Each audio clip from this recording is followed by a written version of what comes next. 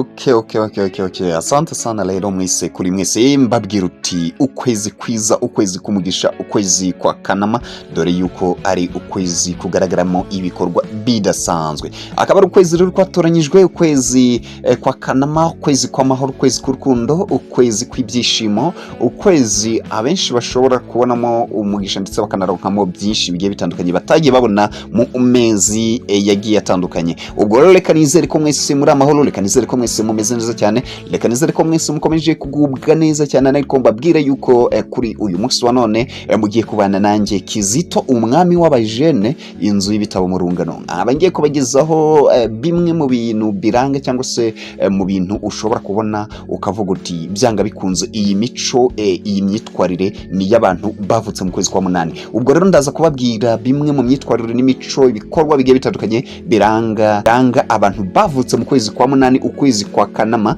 ndetse unarebe uvuga uti byanga bikunze kuba uyu muntu ameze gutya, byanga bikunze yavutse muri uku kwezi. Rero musabwe kubana natwe, musabwe gukomeza gukurikirana ndetse mukagendana natwe gatanu kandi kugira ngo muze kumva byinshi tubafitiye kuri uyu munsi wa none. Bana natwe rero kugira ngo uze kumenya imico n'imyitwarire. Abantu bavutse mu kwezi kwa Kanama bakunze kuvugwaho imico itandukanye ishingiye ku myizerere, imigenzo ikunze gukoreshwa mu gusobanura imiterere y'abavutse mu kwezi. Ibi si amategeko ya siyanse, ahubwo ni ibirango bikunze kuvugwa. Akenshi uzasanga nyine hari ibimenyetso, imyitwarire, imico bigiye bivugwa bitewe n'ukwezi, ariko ndabamenyesha ko akenshi ni 91% kubera ko birumvikana yuko uzasanga benshi bashobora kuvugaho imico, ariko akenshi nanone biterwa n'uburere umuntu yahawe, biterwa naho umuntu uko yarezwe cyangwa se n'umuntu ku giti cyiwe. Ubwo rero niyo mpamvu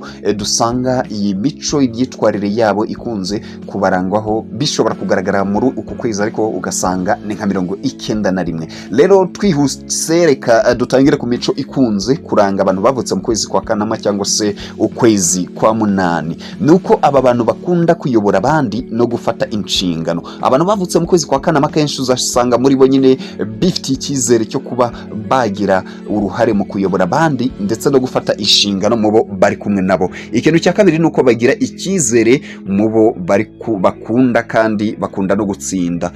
N'abantu bigirira icyizere cyane kandi bakaba bakunda gutsinda kubera ko akenshi intego zabo cyangwa se gahunda zabo bashyira imbere birangira nyine bazigezeho. Ikindi kintu kindi kibaranga ku mico ikunze kubaranga, ikintu cya gatatu nuko bakunda kuba abanyabuntu no gufasha abababaye. Kubera ko abantu bavutse mu kwezi kwa Kanama, uku kwezi kwa munani, usanga ari abantu bifitiye urukundo, bafite urukundo rwinshi cyane, ndetse ibyo bikaba biri muri kimwe gituma nyine bagira abantu b'abanyabuntu cyangwa se bakunze kwita ku bababaye cyane bakabafasha. Ibyo akaba ari bimwe mu bindi bibaranga. Ikintu cya kane nuko bakunda kubaha no guhabwa agaciro. Aba bantu bavutse mu kwezi kwa Kanama kenshi uzasanga ari abantu bubaha ndetse bagaca bugufi kuri buri umwe wese utandukanye, ndetse nabo bakumva yuko nyine bagomba guhabwa agaciro kabo ndetse ntibasuzugurwe. Uzasanga ari abantu badakunda gusuzugurwa kubera ko nabo baba batanze agaciro ku bandi, batanze icyubahiro ku bandi bakigomba. Niyo mpamvu rero nabo badakunda kuba babantu bacibwa amazi. Ikintu cya gatanu gikunze kubaranga nuko ku mico nuko bagira umutima wo kwihangana no kudacika intege. Abantu bavutse mu kwezi kwa Kanama uzasanga ari abantu badacika intege, uzasanga ari abantu bagira umutima wo kwihanganira buri kimwe cyose, ndetse akaba ari abantu bashobora kubana n'abantu batandukanye, ari abantu bashobora kwihanganira buri umwe bitewe n'amakosa cyangwa se imyitwarire y'uwo muntu, ndetse ariko ntibacike intege mu byo bakora, ntibacike intege muri gahunda zabo, ntibacike intege muri gahunda zabo bafite cyangwa se intumbero bafite. Ndetse imyitwarire yabo nuko dushobora no kuvuga ku myitwarire y'aba bantu bavutse mu kwezi kwa Kanama cyangwa se ukwezi kwa munani nkuko babivuga. Abantu bavutse mu kwezi kwa Kanama bakora ibintu babanje kubitekerezaho neza. Niba abantu uzasanga nyine ikintu bakoze babanje kugitekerezaho ndetse babanje kureba bakavuga uti ese ikiza ni ikihe, ikibi ni ikihe gishobora kuva muri ibi bintu. Niyo mpamvu akenshi uzasanga nyine ari abantu bakunze kwihugira bakatekereza kuri icyo kintu.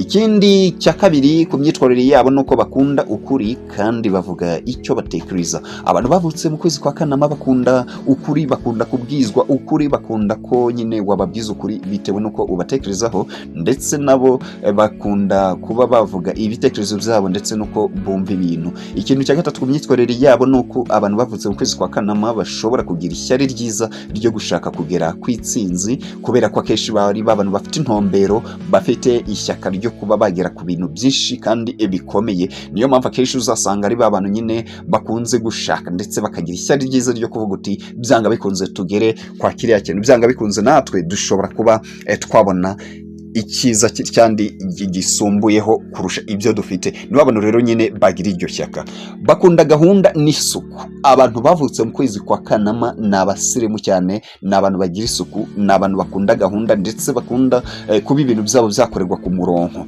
Ikindi kintu nuko ku myitwarire abantu bavutse mu kwezi kwa Kanama cyangwa se kwezi kwa Munani, iyo bababajwe bashobora guceceka cyangwa bakagaragaza kutishimira ibintu, kubera ko ni abantu nyine bakunda kubwizwa ukuri, bantu bakunda kuba wababwiza ukuri kurusha uko wabanyanganya cyangwa se wakomeza kubabishye. Niyo mpamvu rero iyo bababajwe uzasanga wa muntu wavutse mu kwezi kwa Kanama cyangwa kwa Munani, nimba umubabaje ahise aceceka cyangwa se ubona nyine abyihoreye cyangwa se ahita bikubwira.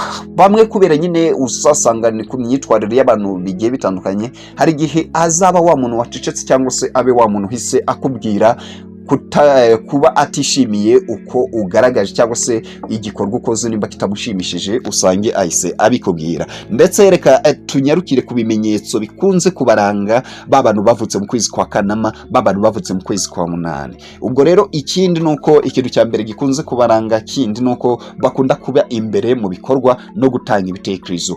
Aba bantu bavutse mu kwezi kwa Munani byumvikanye ko ari 91%, ni babantu uzasanga bakunda kuba imbere mu bikorwa, nimba ari gahunda, nimba ari umuganda, nimba ari groupe, nimba ari mbese mu bikorwa bihuriwemo n'abantu, uzasanga ari babantu bakunda kuba abantu babanyine imbere cyane kurusha abandi, ndetse bakaba banatanga ibitekerezo, bakunda kwiyitaho no kugaragara neza. Aba bantu bavutse mu kwezi kwa Munani nkuko nabibabwiye ko ari abantu bakunda isuku, uzasanga ari abantu nyine bakunze kugaragara neza, bakunze kuba baba nyine abantu basa neza cyane kandi bakakunda kwiyitaho kurusha ibindi byose bibaho. Bafata ibyemezo bafite icyizere, kubera ko niba abantu uzabona ko nyine bifitiye icyizere mu byo bakora byose, ndetse ukabona ko bavuga bahagaze ku jambo ryabo. Bafite ubushake bwo gukomeza kwiga no kwiteza imbere mu bikorwa byabo bya buri munsi, kubera ko nkuko twabyumvishe niba abantu bafite ishyaka ndetse bafite ishyaka ryo kuba baba abatsinzi ndetse banagera kure. Niyo mpamvu uzasanga kenshi bafite ubushake bwo gukomeza kwiga ndetse no kwiga ibintu bidenze kurusha ibindi. Bakunda kubaka umubano mwiza n'abandi, ariko bifuza ko nabo bubahwa. Aba ni babantu nyine uzasanga bacisha make imbere y'abandi bose, uzasanga bavugisha buri umwe batitaye ko uwo muntu bashobora kuba bamurenze, ariko nabo bagakunda kubahwa, bagakunda guhabwa respect bakwiye, kubera ko ntibakunda gucibwa amazi, ntibakunda kuba babantu bacibwa amazi. Imbaraga z'aba bantu bavutse mu kwezi kwa Kanama cyangwa kwezi kwa Munani, akeshi uzasanga ari abayobozi bafite ubutwari no kudacika intege, bafite ubunyangamugayo, bakunda gukora cyane, ubushobozi bwo gukemura ibibazo ni gahunda yabo. Izi ni imbaraga muri bo bifitemo, kandi ubusanga nyine benshi